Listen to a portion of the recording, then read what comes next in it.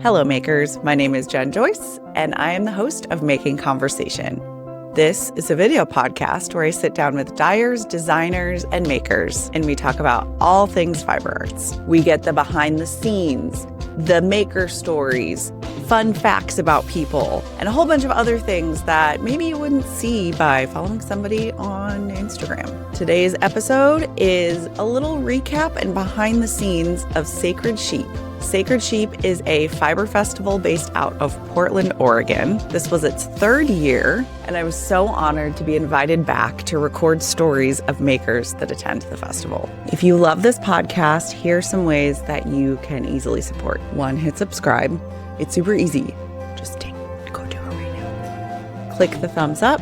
Drop a comment of what you're working on while you are watching the podcast episode. And if you'd like to take it a little further and support financially, my Ko-fi link is listed down below. Somebody at the festival asked me what Ko-fi is because they tried to literally just hand me money. And I was like, no, it's okay. So I realized it might be helpful to explain that a little bit. Essentially, Ko-fi is a company that created a way for people who create content and other things to be financially supported by the people who enjoy and consume that content. So there's a few options. You can either donate once or you can donate monthly. Again, the link is down below. No pressure, but of course, every single donation helps keep this podcast going and helps me do fun things like go to Sacred Sheep and do recordings there. And of course, sharing this podcast far and wide on social media with your maker friends is always appreciated. So let's dive into a little behind the scenes of Sacred Sheep. So each year that I have been asked to join at Sacred Sheep, I try and make things a little bit different than Flock because they are different festivals. They're both in the Pacific Northwest. They both feature amazing artists, but I definitely want it to bring a different vibe, right? So last year, you can go back and watch that episode. I kind of wandered around the festival and pulled aside people who either knew who I was or I knew who they were or we were friends or we had interacted at some point and sat down and chatted about their maker stories. This year, I wanted to be able to be in one spot where makers who wanted to chat with me for the podcast could come and find me. So that is exactly what I did. If you don't know much about Sacred Sheep, it is a beautiful festival. It's run by the team at Dyers. And Rachel and everybody else that works on this festival, they work so freaking hard and they do it for love of community. They do it for love of this craft. And I talked to a lot of people about how Sacred Sheep and Flock both feel a little different than some of the other festivals they've attended. And I think that it really starts with the intention set by the people who create the events. So shout out to Sacred Sheep team. You are all fabulous. And every single year you bring something that is so special to us. So thank you so much. Anyways, I sat down, video conferenced with the Sacred Sheep team, and we chatted about what this year could look like. So we landed on me setting up in the community tent and opening up slots for people to come sign up and have a conversation for Making Conversation. A little honesty. I knew it would be a gamble. I know this community, and not to speak too broadly, but all y'all are introverts, and I'm an introverted extrovert, so I understand that half of it. It was like, well, this is a gamble. I could at least go around and pull people to come chat with me if nobody comes up to sign up for the podcast recording slots. Luckily, I did not have to do that, but there was definitely that thing in the back of my mind. And I think we've all felt that before, or at least most of us, the voice in your head that's like, nobody's going to do this thing, or nobody's going to buy from you, or nobody's going to, you know the voice.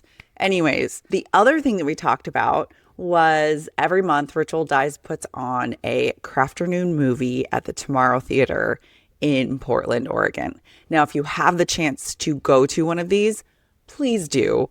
It was so much fun. I had never done a movie and craft before. Let's be real. I have done it, but it's on this couch and it's on the TV, not in a movie theater. So if you have the chance to do it, highly recommend. They asked me to host the Crafternoon movie night that happened on Sunday evening. So those were kind of my two things that I had chatted with them about that I would be doing during the weekend. Prep for this looked a lot different than Flock Fiber Festival. I did design a new standing sign, which is very exciting for me. I don't know if it's exciting for any of you. Again, I'm not a designer. I just go in and put things together that I think would look good and easily tell a message. I do have a background in marketing, so I have some oversight there on what things could look like from a marketing perspective. Going into this, it was very much, I wanted to be prepared because A, I was going to be in a different city, and B, I just wanted to make sure that all of the questions that I had prepared for the makers who came to me were things that would be easy to answer, but also very insightful and kind of pull out some stories from people that maybe they wouldn't normally be thinking about telling. So when I prep my questions, I don't just Google them on the internet. I really sit down and think of the things that I think the audience would want to hear about. I try and get super creative about it. I write down a bunch of different questions. Flock, again, was a little bit different because we were on stage. I couldn't go like as deep as I wanted to for most of those conversations because, again, 20, 30, 40 minutes. And you want to make sure that you give the people on stage the chance to fully have that moment, right? Especially if they're nervous. You don't want to cut them off. You don't want to interrupt. And you want them to have their full story being told in their own voice. So these were also 20-minute slots, but you're not on stage. And I also wanted them to be a variety of questions from a maker's perspective and not somebody who designs and dyes yarn for a living. Now, I did have a couple of people who joined that do that. So, of course, I had questions prepped for that because what am I, if anything, but fully prepared for all of the things. Of course, I had to make sure all of my equipment was prepped and charged and fully packed up. So Friday morning, I had quite the haul to take out to the car. I'm not good at packing. I'm a self-proclaimed bad packer because what if it gets cold? What if it gets warm? What if you get caught in a rainstorm and you need to fully change? What if you sit in something? What if you spill on yourself? All of these, basically my anxiety dictates the packing that I do. So not only did my clothing options fill a bag, but I also had all of my equipment, my big lights, my camera, the sign, all of the cords, all of the charging things, all of the connecting things, all of the promotional cards, like anything that, again, I was trying to be prepared because, as we all know, if you've been around here for a while, technology isn't always your friend. So I hop on the road in hopes that I will get there within the time that it told me I would, which would give me just enough time to get to the Airbnb, get my stuff loaded into my new space for the weekend, and change really quick and head over to the VIP night for Sacred Sheep. The weather had other plans. Now, if you live in the Pacific Northwest, you know it's rainy. But the drive from Seattle to Portland, and the opposite way, you know, if it's raining hard and there's fog, that drive is a little scary. There were times where I was just, okay, focus on the yellow line. That way, you know, you're still on the road. So when I got to Portland and unpacked everything, I had the same feeling that I get after being tattooed, meaning my adrenaline was rushing so much for 4 hours, which normally it takes 2.5 to 3, depending on traffic. And I was zonked. But friends, I did change and make it over in time for 20 minutes of the VIP night, which gave me time to see some friends, wander around, kind of get an eye on what everyone brought, because I did something I've never done ever in my life for fiber festivals. I had a plan. I sat down and wrote out the weight of yarn and how much I need for the projects that I want to do. This is indeed a miracle. I am so good at planning all of the things around the podcast, but when it comes to my own yarn needs, this is the first time I've ever done that. I was so proud of myself. So I got to the VIP event, looked around, got to see friends. Of course, I ran into Britt, not bad Britt, and got to chat with the Magpie Fiber ladies. We all ended up going out to dinner afterwards, had some Thai food, and then found ourselves at this place where it was a huge space and nobody was there. We basically had the entire place to ourselves, which was fun because we just got to be silly. And then promptly went home after class to get that sleep that I needed because I knew that the next day would be long. When you are talking to people all day, even if it's your favorite thing in the world, it does take energy. And I'm usually pretty tired at the end of the day when I do these like full day interviews. So I definitely wanted to get some good sleep, which I did sort of. I also have the problem of when I am at a new place, especially an Airbnb or a hotel room, and Daniel, my partner, is not with me. I don't necessarily sleep well. So I slept as good as I could. Anyways, fast forward next day, grabbed all my stuff, threw it in the car, drove over, set up, put out my little sign-up sheet, and got to work setting up everything else. Every person who came up to the table, except for one, said to me, I really want to do this, but I'm scared. And I was like, I know. You know why I know?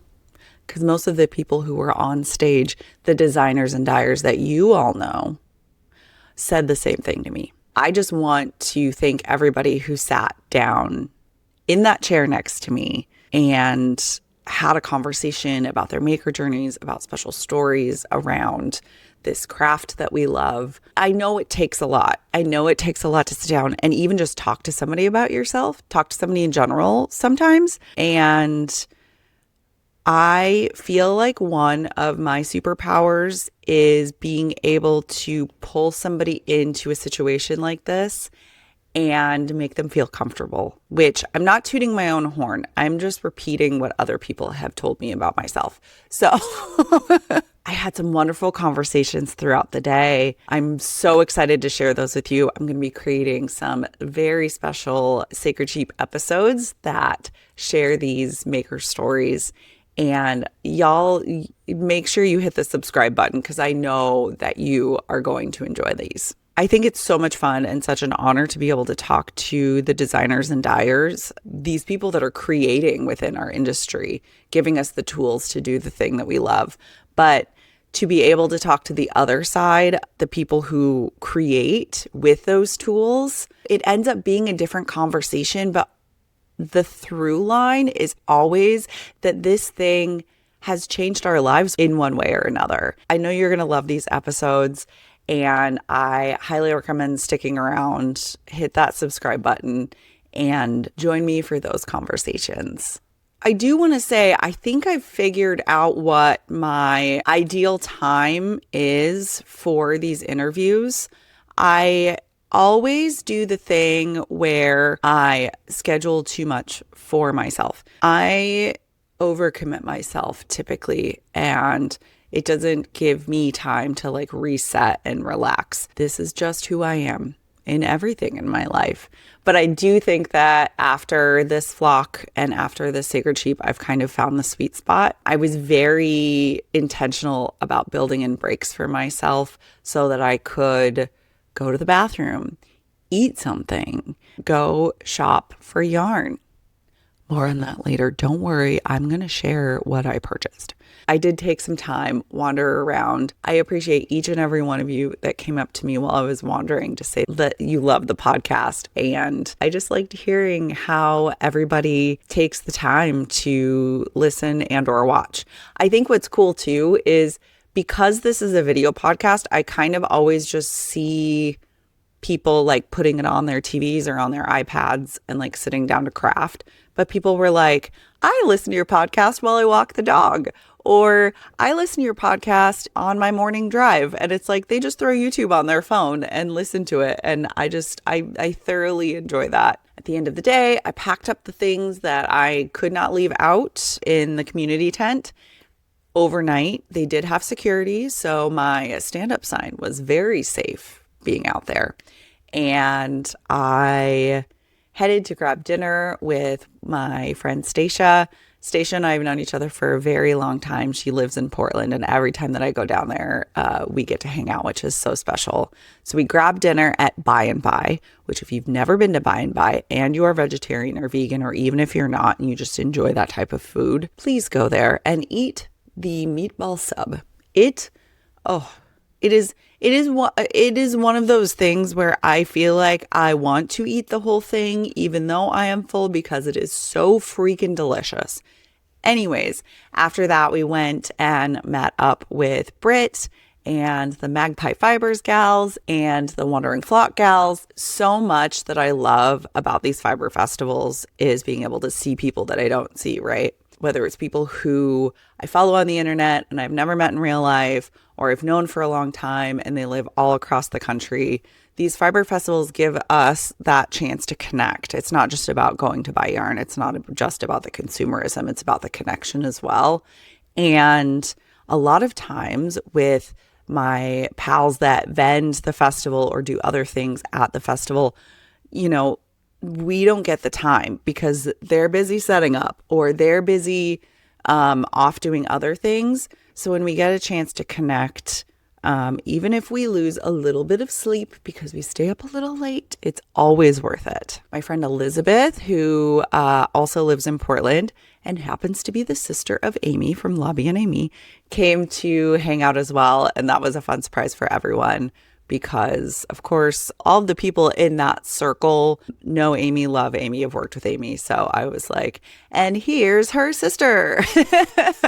We just had a great time. Sunday, another day filled with so many amazing conversations. The fact that you all gave me that trust, I just can't say thank you enough. And then at the end, I packed everything up as quick as I could, hopped in the car and headed over to the Tomorrow Theater. Ritual Dyes has been working with the community over the last few months to create a community blanket that was going to be auctioned off at the Tomorrow Theater during this event. The blanket was gorgeous, y'all. It was so fun to see all of the different types of yarn, the crochet and the knitting married together in one.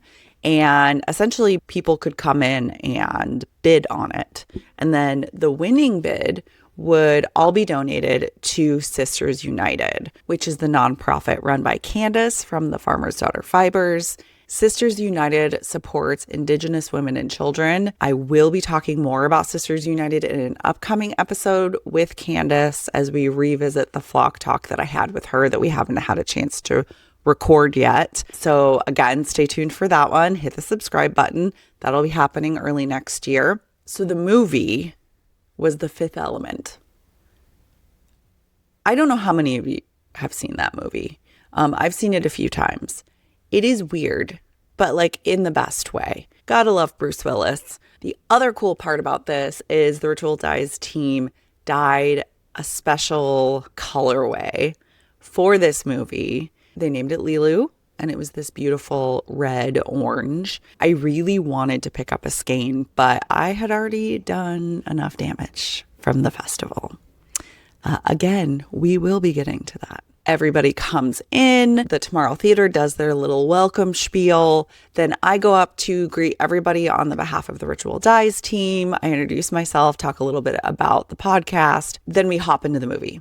right before, I was like, I'm going to push up this bid because they were waiting until the end of the movie to announce who the winner was. So I went and I wrote down my bid, which was just a little bit more. I wasn't trying to like scam the system or anything, but I was like, we have this whole movie. Somebody else is going to come up to bid for this blanket. They did not. I won the blanket. So that'll be a part of the haul that I am going to go through because I need you to see this blanket. It's beautiful. And I'm so honored to win it. And of course, anytime donating to such a great cause, I was not mad. I just want people to know this was not rigged. Okay. I have receipts, proof, timeline. Sorry. I don't know if you are Bravo people. That will make more sense if you are. Anyways, a little bit into the movie, it was so adorable. Vanessa and her team from Ocean Knits and Fibers, they did come in a little bit late, which of course, because they had to tear down their whole booth at the festival after it had ended. But it was really fun to be able to like sit and look over and like the adorableness that was happening from that team because they're all adorable, just sitting and knitting and crocheting and hanging out. We didn't really have a chance to like connect outside of the festival because of course everyone was like super busy. So that was our chance and I just really enjoyed it. So yes, if you have not done the Crafternoon movie with ritual dyes and you have a chance to do it, you will not regret it, I promise. Let's get into my sacred sheep haul, because what is a recap podcast without showing you the yarn that I bought? Fun fact, I just started recording my haul without hitting record. Take 2. Rookie mistake, Jen. Rookie mistake. Okay. You might look at this haul and say, Jen, you bought so many things in the color brown. That was not the intention, but it is a fact. So let's get into it. My first stop was the Farmer's Daughter Fibers booth because it was literally the first booth to the left. And I have been eyeing the redesigned project bags that they typically sell at these fiber festivals. It was going to be part of my haul if one was calling to me. This one screamed at me. It's perfect. I don't know if I need to explain it any further. She's gorgeous. You're beautiful, darling. Look at this. Look at. Oh. Of course, she already has a project in her. You get to see that mess. Yeah. But then she just sits here and I can't. She's beautiful. Not only did this redesigned project bag yell at me, so did her big sister. Now, folks, I love a big bag.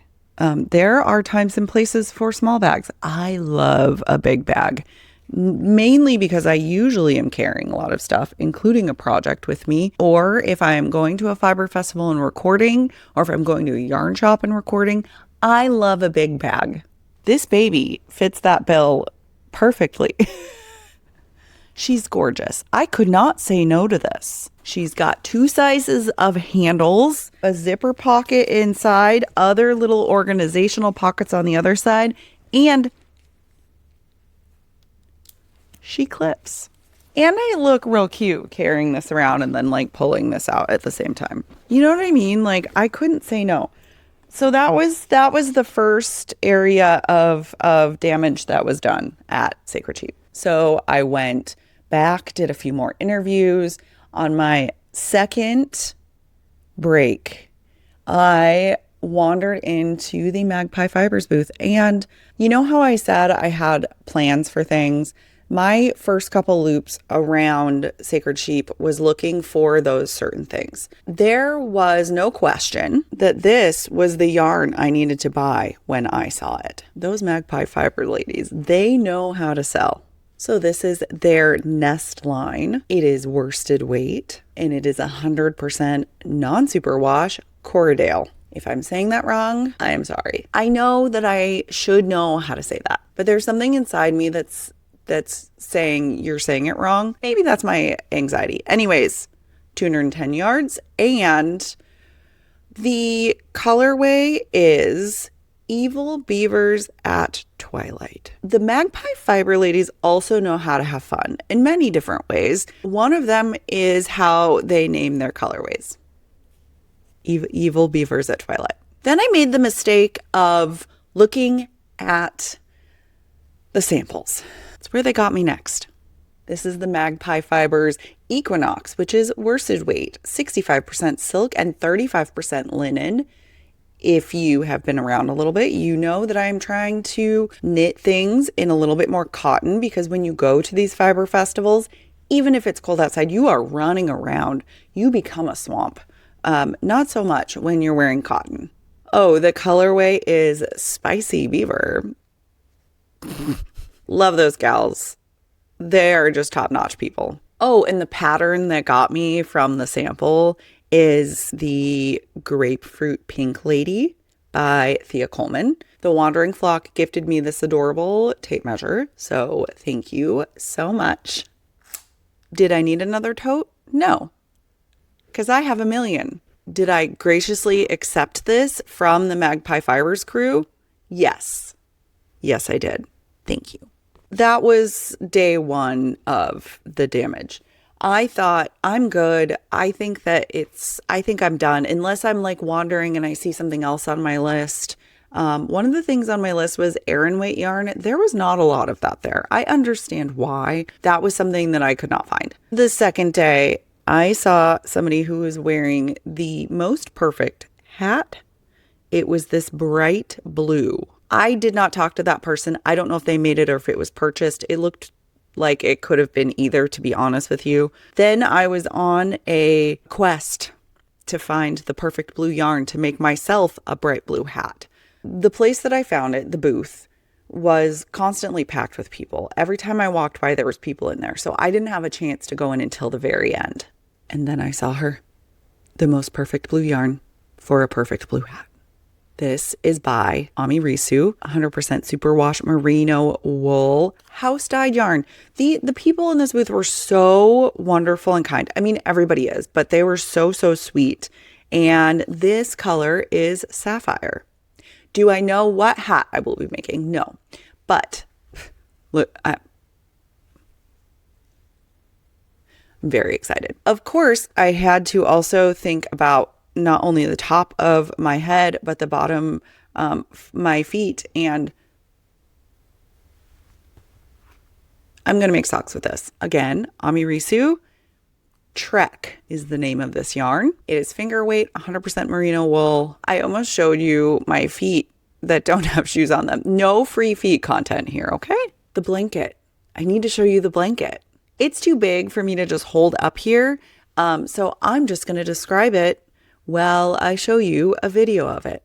The magic of editing. People have been working on this blanket for months now. It was an outreach from Ritual Dyes to their community to send in squares for the blanket. Martha, who's a part of the Ritual Dyes and Sacred Sheep team, stitched it all together. And I am so honored to have this beautiful piece of the community. It's going to get a lot of snuggles.